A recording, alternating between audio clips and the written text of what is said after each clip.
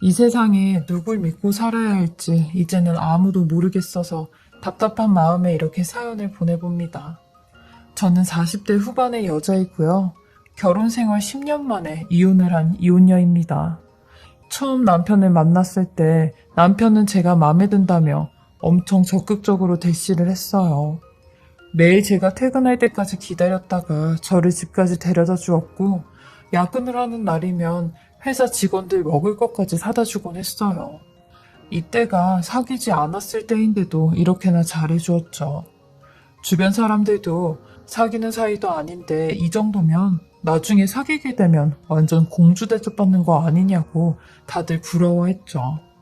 저는 중소기업에서 일을 하는 직장인이었는데 남편은 자영업을 하는 사람이었거든요. 그래서 저보다 시간 쓰는 게 자유로운 편이었죠. 남편은 그때 당시 강남에서 작게 이탈리안 음식점을 하고 있다고 했는데 요리사는 아니고 운영만 하는 사장이라고 했어요. 저는 이런 남편의 구애 끝에 만난 지 5개월 만에 정식적으로 사귀게 되었어요. 역시나 정식으로 사귀니 저한테 더 잘해주더라고요.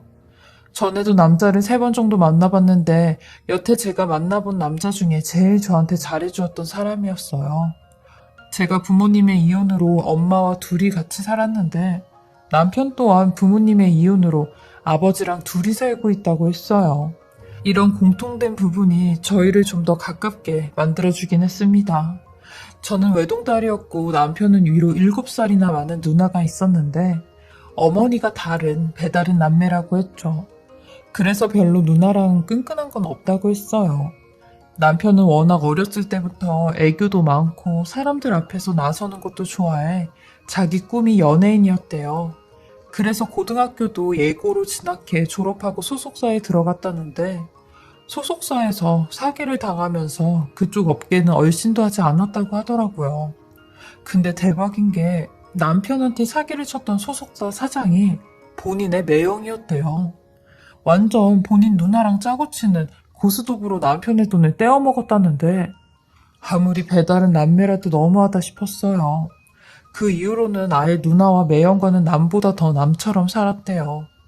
가족이라는 이유로 고소도 안 되고 아주 이를 갈면서 살았다는데 저는 이 얘기를 듣고 조금 의아했던 게 아니 고등학교를 갓 졸업한 20살짜리 애가 무슨 돈이 있어서 자기 누나랑 매형이랑 사기를 쳤나 싶었어요. 근데 알고 보니 남편이 어마어마한 부잣집 아들이었더라고요. 본인이 하고 있는 그 음식점 건물이 자기 아버지 거였어요. 그러니 자기 누나가 본인 아버지 재산을 어떻게든 좀 뺏어 먹으려고 동생을 이용해 사기를 쳤던 거죠. 아버지는 점점 더 연로해지시고 본인보다 본인 남동생을 더 예뻐라 하시니 아버지가 돌아가시면 그 강남 건물이 동생에게 더 많이 갈 거라 생각을 하고 미리 선수를 쳐 사기를 감행한 거라고 하더라고요. 남편의 아버지가 첫째 부인인 누나의 엄마보다 자기 엄마를 더 이뻐했대요. 그래서 그런지 자식도 누나보다는 본인을 더 예뻐했다는데 이 일이 있고 난 후로는 더 자기 누나를 사람 취급 안 하고 아예 거들떠보지도 않으셨대요. 그리고 노발대발 하시며 유산 상속도 누나는 완전히 제외시켜버린다고 했다는데 그렇게 얼떨결에 그 강남 건물이 온전히 남편의 것이 되게 생겼다고 했어요. 남편은 이렇게 된 이상 연예계 진출은 아예 접어버리고 그냥 본인 아버지 건물에서 음식점이나 하면서 살아야겠다 싶었대요. 고졸인 학벌에 어디 가서 취직하기도 힘들었고 그렇다고 백수처럼 하루 종일 집에서 놀고 먹고 할 수도 없어 직업이라도 있어야겠다 생각해 음식점을 운영하게 되었다고 하더라고요. 그리고 음식점 옆에 카페도 자기가 운영하는 사업체라고 하는데 사실 남편에게 이 얘기를 듣는데 이게 웬 횡재인가 싶었어요. 32년 동안 지독한 가난 끝에 하늘에서 복을 내렸구나 싶었죠. 아빠 없이 엄마랑 단 둘이서만 인생을 살아가는 건 생각보다 쉽지 않았어요. 하루하루가 고난이었죠. 전 엄마랑 살면서 단 한 번도 겨울에 난방을 틀어본 적이 없어요. 그 추운 겨울에도 난방비 아낀다며 외투를 입고 지냈거든요. 그리고 생활비에 허덕이는 엄마를 보며 차마 급식비 달라는 말을 못해 한 달 내내 매점에서 500원짜리 과자만 사 먹은 적도 있었어요. 이렇게 열심히 산 저를 드디어 하늘에서 도와주시나 보다 생각을 했어요. 남편에게도 이런 제 사정을 다 이야기했고 나는 당신보다 훨씬 부족한 사람이라고 했어요. 그러니 남편은 손을 절레절레 흔들며 나도 볼 건 아무것도 없다고. 그 건물도 아버지 재산이지 내 재산은 아니지 않냐고 하더라고요. 비록 처음 시작할 땐 아버지 도움을 받았지만 얼른 사업을 키워서 음식점 지점을 내는 게 자기 목표라고 했어요. 이런 모습이 참 겸손하더라고요. 그렇게 저는 남편과 1년 연애 끝에 결혼을 하게 되었어요. 남편은 결혼을 하고부터 변하기 시작했는데 저한테 더 잘해줬어요. 제가 회사 때문에 스트레스 받고 힘들어하면 자기야, 많이 힘들면 나 혼자 일해도 되니까 자기는 집에서 나 내조해주고 가끔씩 가게 나와서 직원 관리하고 그래 라고 해주는데 말이라도 고마웠습니다. 대학 졸업하고 쉬지 않고 일만 했거든요. 그래도 저는 도리는 하겠다며 2년 동안은 회사를 다니고 퇴직 후에 임신 준비를 하겠다고 했어요. 그러니 남편도 그렇게 하자고 하며 2년 후 아이 계획을 세우자고 했죠. 그러던 저희 부부에게 생각지도 못한 일이 생기고 말았어요. 어느 주말이었는데 저희 시아버님께서 느닷없이 집 앞이라며 문을 열라고 하시는 겁니다. 오신다는 말씀도 없이 갑자기 오셔서 당황스러웠지만 저는 곧바로 아파트 공동 현관문을 열어드렸고 집 앞에서 엘리베이터를 기다리고 있었어요. 전 당연히 시아버님께서 혼자 오셨을 거라고 생각을 했었는데 아니 시아버님이 누굴 데리고 온 겁니다. 근데 왜 남자아이를 한 명 데리고 오셨는데 저는 시아버님 손을 잡고 있는 그 아이를 빤히 쳐다보며 어리둥절해 있었고 남편 또한 이 아이는 누구냐고 하더라고요. 그러니 시아버님께서 집으로 들어오라며 니들한테 기니 할 얘기가 있다고 하는 겁니다. 한참 동안 눈에 보이지 않는 정적이 흐르더니 시아버님이 산통을 깨시며 말씀을 하시는데 이 꼬맹이 내 아들이다.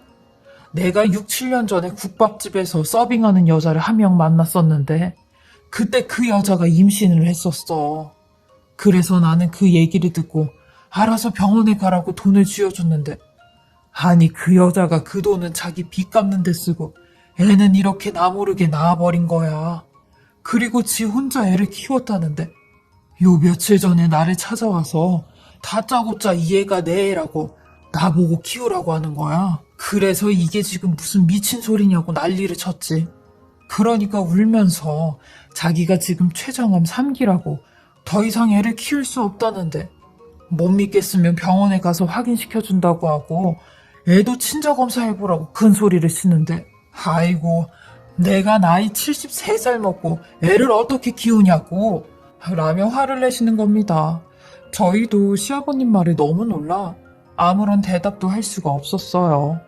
그냥 저랑 남편은 둘 다 눈빛으로 싸이만 주고받을 뿐이었죠.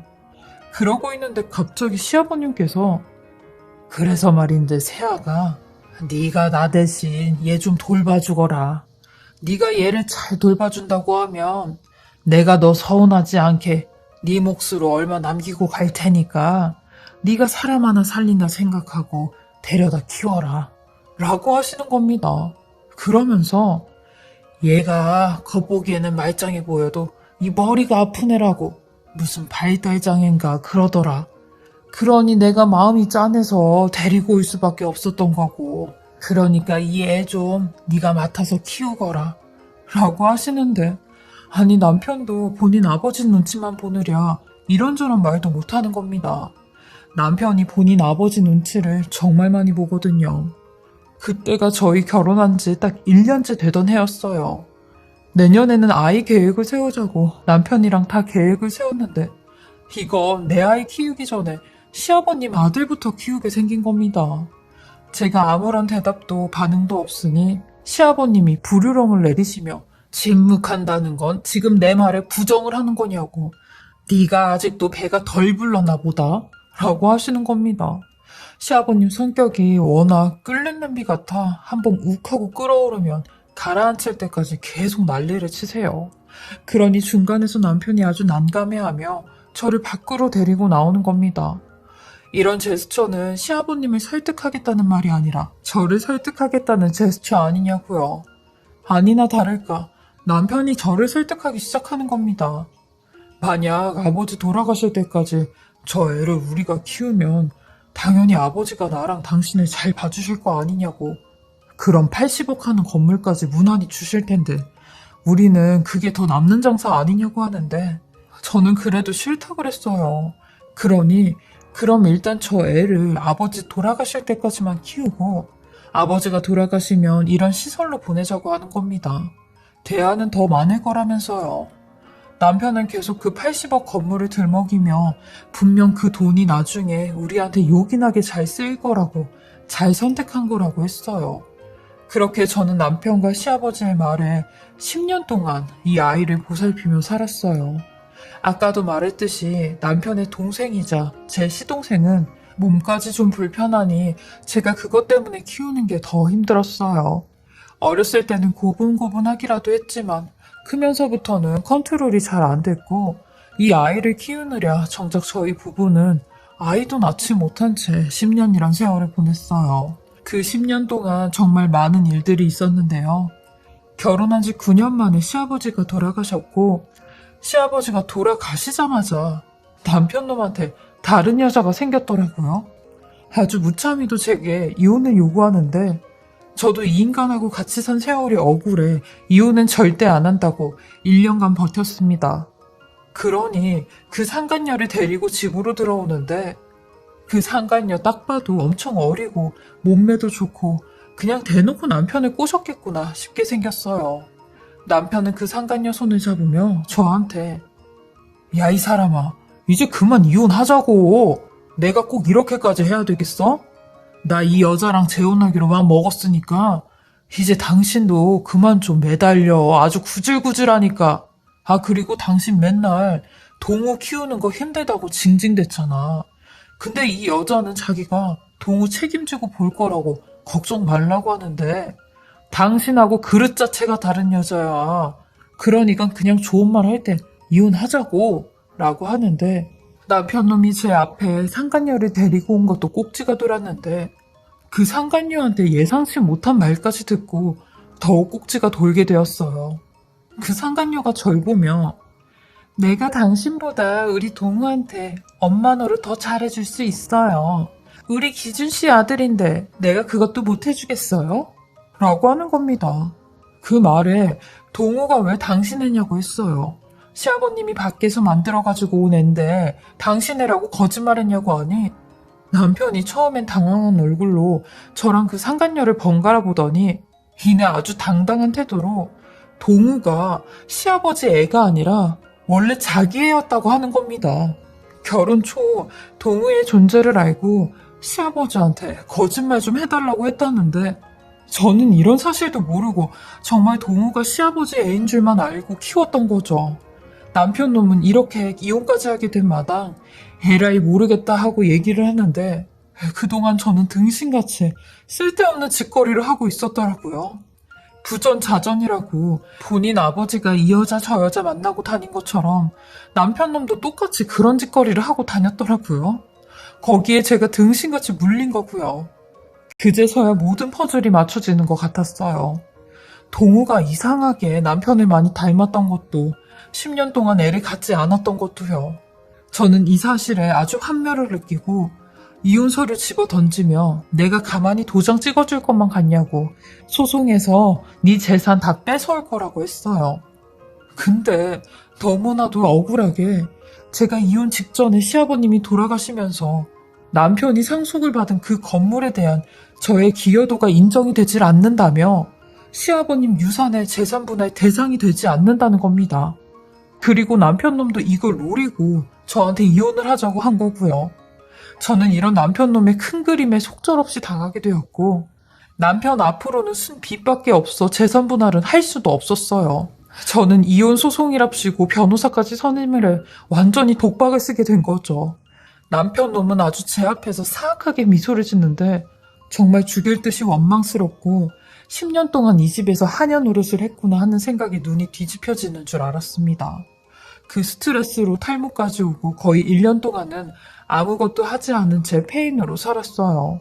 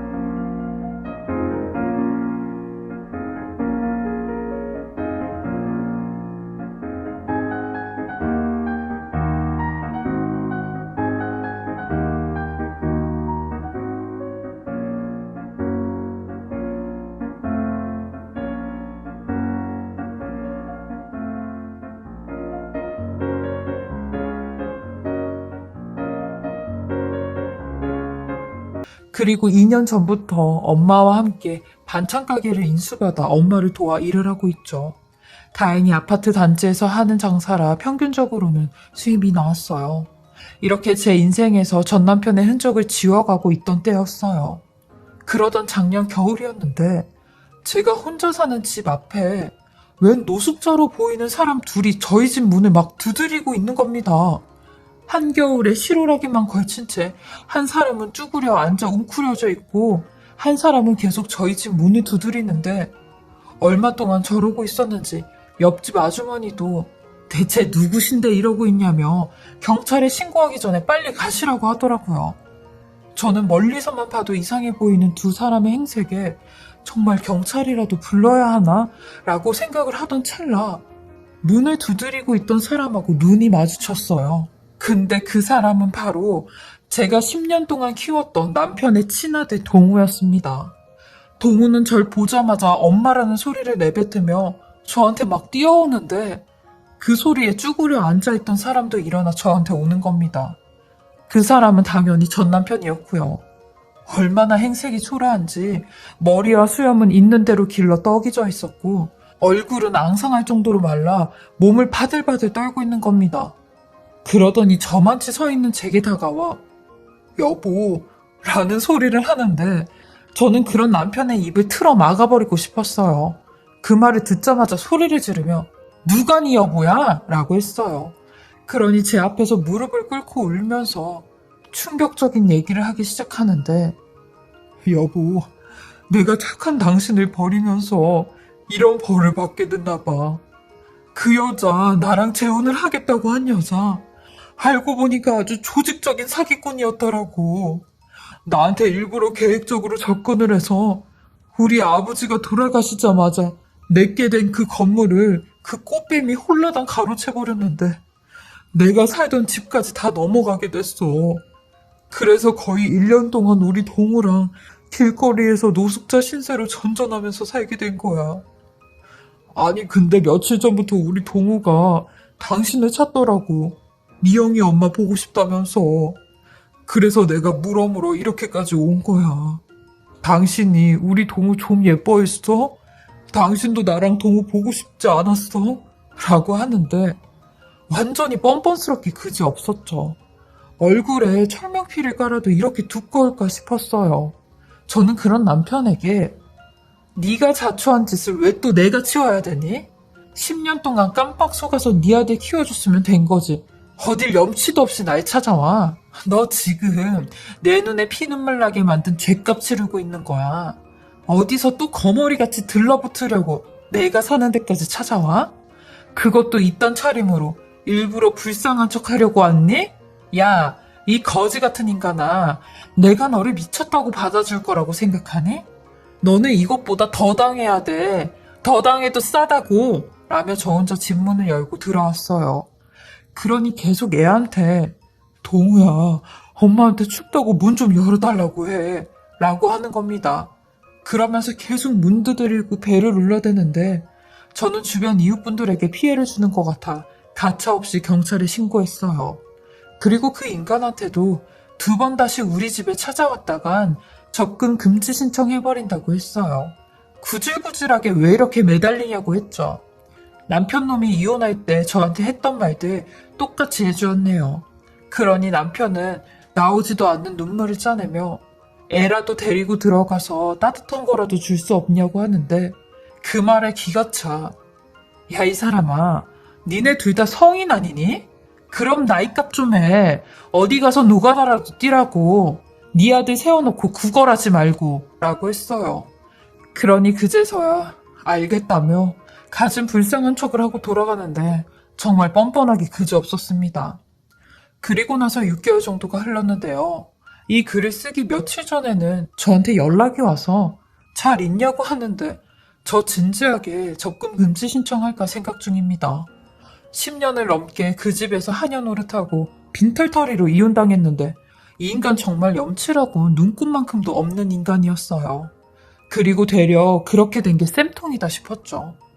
저도 지난 10년간의 세월 다 잊고 이제라도 제 삶을 찾아가며 열심히 살아야겠다는 생각이 들었어요.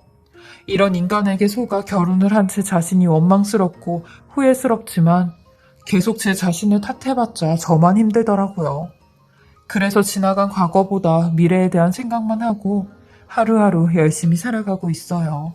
제 기구한 인생 이야기 들어주시고 읽어주셔서 감사하고요. 다들 결혼을 준비하는 자녀들이 있으시다면 잘 알아보시고 결혼시키셨으면 합니다. 요즘 같은 때 건강 조심하시고 힘내시길 바라겠습니다.